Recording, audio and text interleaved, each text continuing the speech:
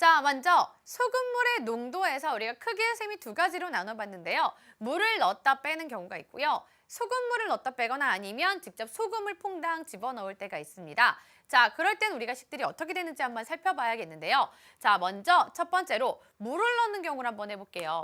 자, 지금 A%의 소금물이 있습니다. 여기다가 물을 집어넣을게요.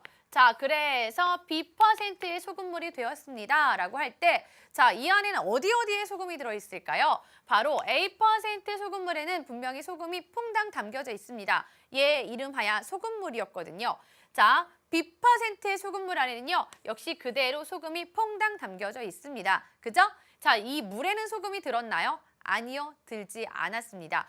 그래서 여러분이 식을 세울 때는요, A%에 들어있는 소금의 양과 B%에 들어있는 소금의 양이 결국엔 같구나라고 식을 세우는 거예요. 여기다가 물이 들어간 그람수를 더하지는 않습니다. 그냥 A%의 소금의 양과 B% 안에 들어있는 소금의 양이 같다라는 걸로 식을 세우기만 하시면 됩니다. 자, 이를 통해서 알 수 있는 게 우리가 국에다가 소금이 많이 들어있어요. 그래서 거기다 물을 막 넣으면 물론 농도는 옅어지죠. 맛은 좀 덜 짜게 되죠. 자, 그렇다고 해서 그 국물을 다 마시면 그냥 처음에 짠 채로 물을 다 마시나 거기다 물을 더 부어서 마시나 우리가 먹은 소금의 양은 똑같다라는 거예요. 그렇죠? 그래서 그 국물을 다 마시는 것은 별로 바람직하지 않다라는 걸 알 수가 있겠죠? 자, 그래서 우리 물을 넣을 때는 소금의 양이 변하지가 않습니다. 그런데 간혹 이런 경우도 있죠. A% 소금물이 있는데요. 여기서 물을 증발시킵니다. 자, 그래서 B%의 소금물이 되었습니다. 라고 할 때도 마찬가지입니다. 자, 이때도 소금이 들어있어요. 근데 물을 증발시켰어요. 물이 날아갔어요. 끓여서. 자, 그렇다고 해서 이 안에 소금이 함께 날아갔습니까? 그렇지는 않죠. 여전히 소금 덩어리는 똑같습니다. 그래서 이때의 식을 세울 때도요. A% 안에 들어있는 소금의 양이나 B% 안에 들어있는 소금의 양이나 소금의 양은 둘이 같더라라고 식을 세우게 될 겁니다. 자, 이때 참고적으로 우리 소금의 양을 구할 때는요. 식이 어떻게 된다? 소금의 양을 구할 때는요. 100분의 농도 곱하기 소금물 해서 우리가 소금의 양을 구해줄 수가 있죠. 대부분의 많은 문제에서요. 실제로 우리가 소금물 문제를 풀 땐 소금의 양으로 식을 세우게 됩니다. 자, 그럼 여기다 또 한 가지 농도와 관련된 식도 한번 알아볼까요? 소금물의 농도를 구해야 될 때는요. 바로 소금물의 양분의 소금의 양 곱하기 100 하면 몇 %다라는 소금물의 농도도 알 수가 있습니다. 자, 지금 여기서의 결론은요. 물을 넣거나 빼도 어쨌든 소금의 양은 변하지가 않았다라는 사실이에요. 그죠?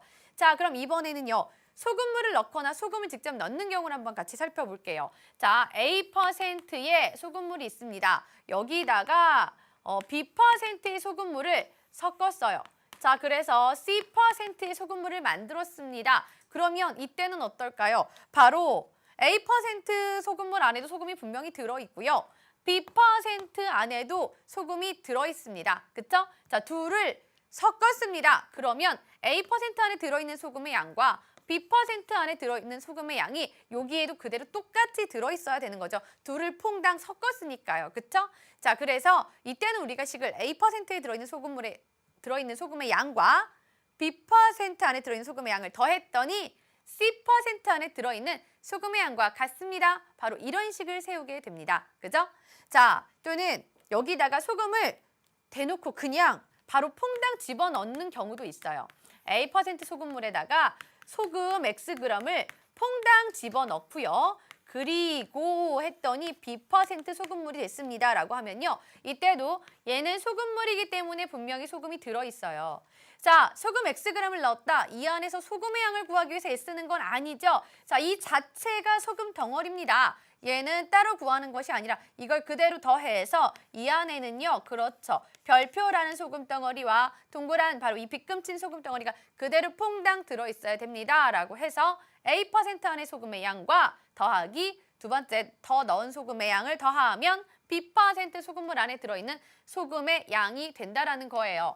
자, 이렇게 해서 어느 때는 소금물을 넣거나 소금을 제대로 넣을 때는 소금의 양이 늘어납니다. 그죠? 물론 소금물을요 좀 따라서 버리면 거기에 따라서 나가는 소금도 분명히 있을 거예요. 그렇죠? 그래서 그 안에서 소금이 빠져나가기 때문에 소금물을 따라서 버리게 되면 그때도 소금은 줄어듭니다. 그런데 물을 넣거나 빼거나 물을 증발시켰을 때는 이때는 소금의 양이 변하지 않는다는 사실 여러분이 기억을 하셔야 되겠죠.